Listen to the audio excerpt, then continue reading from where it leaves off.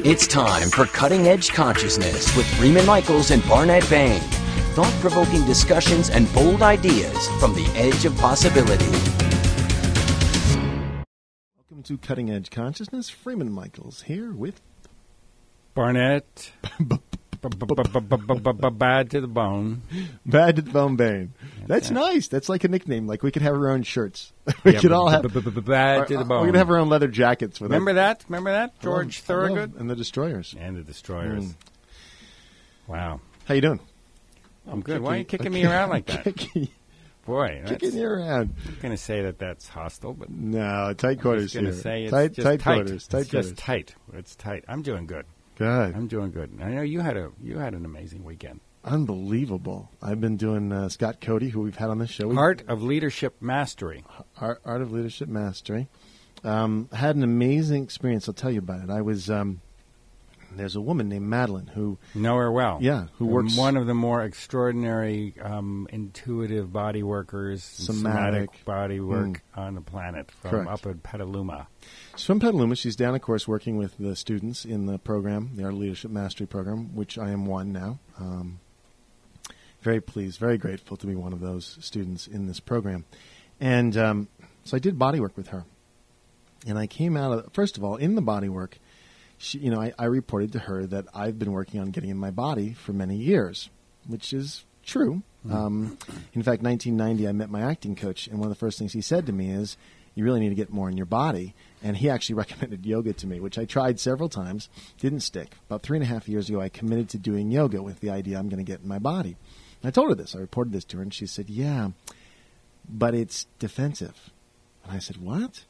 And she went about doing her work on me, and she pointed out that my shoulders were holding a lot of protection. Anyhow, I came out of this session feeling like she had read me like a book. You know, this woman with her hands, the body, of course, speaks volumes. And for those who know how to read it, that is a remarkable thing to go through because she literally read me to the core. There was nothing I could hide from her because she was literally getting in and reading my body. All right, so I got out, and I was, feeling a lot, and I was walking back to where we were staying and walking by the dojo, which is where we do our work. And Scott, of course, the leader of the program, was there, and he said, Freeman. And yeah, he said, come in here. Did you just get done with body work? And I said, yeah. And he said, your head is over your feet. Did you know that? And I said, no. He said, are you thinking about something? And I said, kind of confessing, yeah. And he said, don't do that. And I was like, yeah, okay, I gotcha. So then he took his pointer finger and his index finger, and he moved my head back. He said, I'm just going to adjust it. Move my head back. And I was like, whoa. And then he put his finger on my chest, and he said, lift your chest, lift your heart. Yeah. And then he took his hands, and he sort of adjusted my back. And all this feeling came up, and he said, what's going on for you? And I said, I feel like a target. And then he says, now walk. And I started walking, and immediately tears started just streaming down my face. And he goes, what's going on for you? And I said, I feel like I'm going to get hit. And it was remarkable. Like, I've been in a lot of settings where a lot of emotion came up, and the facilitator usually runs in and says, it's okay, you'll be fine. He didn't do that. He said to me, you might. So I said, I feel like I'm going to get hit, and I'm all emotional. And he said, you might. And then, of course, he said, but we're going to work on helping you get more in your body so that you can absorb those hits or take those hits or whatever the language was. Anyhow, very powerful. And ever since then, I've been really sort of moving in this way, walking. I do my walks, of course, every morning, and really experience like, wow, there's a big part of me that's had my head down and in my thoughts a lot. There's also a part of me that's just, protecting and concerned with taking a hit. So this whole get in my body, while I thought I was doing it sort of right, or whatever I was doing, has shifted for me. There's a whole nother layer that I'm really grateful. And thanks to you, Barnet, and of course thanks to Scott who came on the show. That's how I met him. And my friend John O'Connor who recommended the program, who I know you know as well. My friend Loetta who also recommended the program. So I'm thrilled I'm in it. It's I've got beginner's mind and everything's coming at me, but I'm just thrilled to be doing it. Your beginner's heart.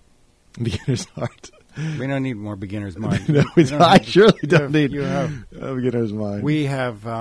that's right. A willingness. Mind virtuosos. Yeah, we are. That's right. So that's a real seduction for me, certainly, is to... No, you can include me in that. To run off in all directions, as Samuel Goldwyn once said. They ride off in all directions. They ride off in all directions. The mind definitely rides off. Fully capable of riding off in all directions. Yeah, and has. So there is, for me, the constant discovery of how habitual my behaviors are around processing all data in the mind. And feelings. Trying to process, even though it's not equipped, feelings in the mind. Well, I'm not trying to process feelings in the mind. I am resisting feelings by going to the mind. That's true. And that's true. So the awareness that I have made a strategy out of resisting feelings that are uncomfortable or that inundate me or that come at me at a rate and at an amount in excess of a very specific stream. What that does to me is that it puts me into a crisis. And I deal with that crisis, I preempt it by thinking or I'm not going to go too deeply in it because I don't want to lose our audience, but I deal with it by overthinking and over-strategizing. And it keeps me out of experiencing the energy behind these things, which as a very small person, I didn't have the tools to deal with what was coming at me. Right. As a grown man, I do have the tools to deal with. So when Scott says, yeah, you may get hit as a target, you may. I may. I now have the tools to deal with it. Those feelings, when I manage to override my habituated response, which is very ingrained, right, and shows up as sleepiness, shows up as a somatic intolerance. It's not simply a little will. At some point, the final piece, it's clear to me, involves a surrender and the ask for a part of me, or you can call it God, or you can call it your higher self, however you choose to call it. At some point, I require something more to lift me out of my own, the last vestiges of my own prison. I can only go so far. In the end, we need help. In the end, we can't do it alone. I know that we're going to get mail from that, and I understand. And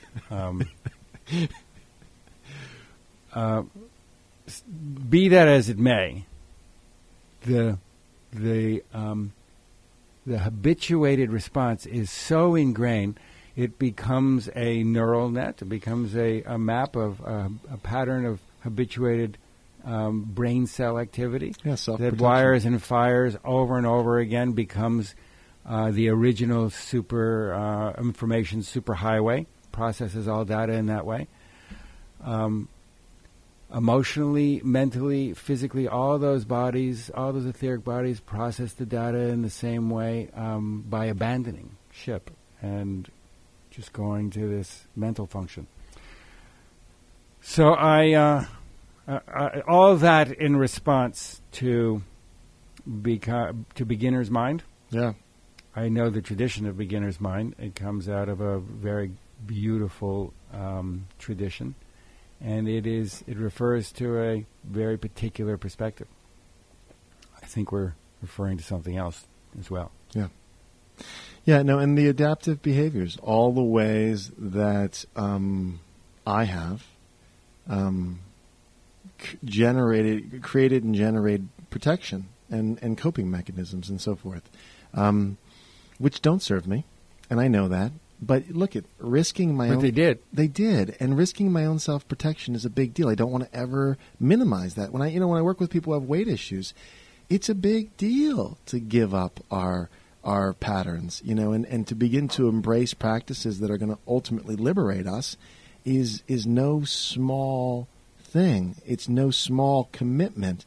And it's, at one hand, a commitment, and on the other hand, it's a betrayal. And we have to know it's a betrayal. We're betraying maybe our tribe. We're betraying agreements we've made, mainly within ourselves, but sure, with other people as well, in terms of the role we're willing to play and so forth and so on. And so this evolving self, this evolving and becoming more of, I'm going to use the language of who we've always been in terms of our potential, is a giant risk. So standing in my own body and feeling it head to toe, complete with all the little fragments, those are part of the story too, is very, very powerful. And that's what I experienced over the weekend in a way that is unique. I mean, for all the work I've done, this work, this really being in my own experience of my body. And then it's interesting, I want to refer back even to the last show we did. We were talking about a sense of vision as being what we vest in, that we aim towards, and that along the path of going towards what we're wanting, we hear from all the resistance, we hear from all the bits. That happened to me as well, because a big part of Scott's work is really being clear about what it is you want to generate, and then knowing that along the way, there may be some bumps in terms of who we've been and what we've identified with and who we've called ourselves and all the other ways we've. Well, when we say we're clear with what we want to generate, we're clear up to and including. We're clear to the frontier, to the border. Mm-hmm. Of the known, right. Of the known. So I have a vision of what I want, my heart's desire, and at the level of form, it is a better, more efficient, more flowing, more beautiful, more abundant version of what I've known. That's right. What gets bundled into the package is the frequency of visioning that is sufficiently attuned. The frequency of going to the border of my possibility is sufficiently attuned to possibility. Yeah. That the possibility, the border, yes, but the possibility itself is a resonance. And that resonance, as you follow it, grows and will take you across the border of what is familiar, and then we discover resistance. So then there's this pushback, then there is this fear, because there is an archetype called the destroyer creator, and the Vedantic, there's Shiva, who is the bringer of birth and also would cut you to destruction. Mm-hmm. The same frequency that births something new destroys what was. That's right. That's exactly right. It is the same frequency. Mm-hmm. So we're all in for the birthing something new, but the resistance comes up when we see what was coming apart, and then the fear bubbles up about, well, how will, this dread of non-being, how will I know myself in something entirely alien to me? So this is what we're playing with. That's absolutely right. Absolutely right. And that was really beautifully put. I mean, Barnett, that's fantastic, because I have this experience all the time where I help people to create a vision, and it's sometimes simultaneous, sometimes it's after the fact that they have this giant flush of this dread and this I'm not good enough, and it comes rushing in, and we have to, as you're saying, in order to have this, we recognize there's a cost, that there's a self that we're identified with that is going to have to shift and change and essentially die as we become this new thing, this new How us. you can tell whether your vision, this is the distinction, by the way, between a dream and a vision. Yeah. A vision has a quality that transcends the form of itself. That underneath the form, that I want to have this sort of status and this sort of success and this sort of fun and this sort of prestige and these sort of relationships, that underneath that, right, there is the desire to love and grow and have community and connection and safety and security for myself and to bring it to others. That's underneath that. That's a vision. A dream is something safely tucked on this side of the destruction piece. I want to birth, I want improvements, I want best practices, but just short of next practices. Gratefully, miraculously, as we commit to our vision, our dreams, to our best practices, it takes us on a wave up to the border of next practices. And then if we really move from artisans to artists, we have the courage to step through. You never go beyond them with and in spite, bringing along all the small parts that are terrified of, in dread of what will be. You move forward anyway. That's beautiful. That's our human potential. It's a fantastic... or spiritual potential. Spiritual potential, yeah, exactly. Even better. Or human potential, I think, is to get to the border. I think you're probably right. So there's a good distinction. That's our spiritual potential. That's our highest good. And then in that realm... there's a sniffer test. Yeah, go for it. It's not a sniffer test. Isn't that a product? A sniffer, a swiffle, or there's a sniff test. A smell to it. test. Yeah, There's a smell test to it. How can we tell whether we are on course with our vision? Yeah. We have dreams, but is there a vision beyond it? Yeah. When you are on course with a vision, those scary parts, they come up. That part that says, "Oh my God, I'm a target," they come up. When you are not on course for that, they don't come up. So when you are on course for your vision, you are always taking your current set of assumptions about yourself, your values, your commitments, and up-leveling them to something that is a gift to yourself and to others. Right. So if you are Gandhi and you suddenly decided that you're going to open an off-track betting parlor and casino in Laughlin, Nevada, you won't hear from that part of yourself. Probably not. That's fantastic. You get a pass. No, you do. But the up leveling, yes, you will hear from it big time because there is the threat of destroying what is known. And the up leveling leads to more up leveling. I mean, this is the reality that once we've had a paradigm shift, we understand paradigm shifts are possible. That once we up level again, it gets easier. And actually, there's a whole. I mean, I think you and I can actually speak to this. There's a whole kind of.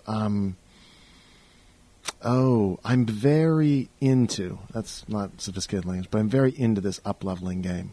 That's what I can say. I'm very into this. I mean, drawing you in as my co-host was an up-leveling for me. I believe that. And then, all these other things that are coming up in my life that in a particular way are terrifying to a part of me. But each time the up-leveling, I at this point really know is important, and there's going to be something wonderful that comes out of it, even though a huge part of me is terrified. Let's go on the ride. Let's go. I had a wonderful dog named Siri. I love my dog. And for 19 years, he sat under my writing desk, and he was a complete pain in the butt, but I loved him. 19 years. Lost him last year. But he would go out onto the beach, and he was a little bit like me, a little bit in his head and a little frantic. And his head would drop, and it would lock on to some invisible ley line, energetic line, something he'd sniff out, and he'd catch the scent of something. And then his nose to the ground, and he would frantically pursue this thing, and then he'd stop, he'd lose it, he'd look around, he'd find it, he'd make these jagged geometric things, and he would be nose to the ground in hot pursuit of the most wonderful thing. That's so great. And so I have adapted as from Siri, one of his great gifts to me is the most wonderful thing. I am aware that I have my nose to the trail of something invisible. Yeah. Some great force that is calling me towards the most wonderful thing. That is fantastic. And with that, we get to say, go out and pursue the next most wonderful thing. We thank you all for listening. We hope that you continue to come back. And if you enjoyed this, please share it with others. Thanks for listening.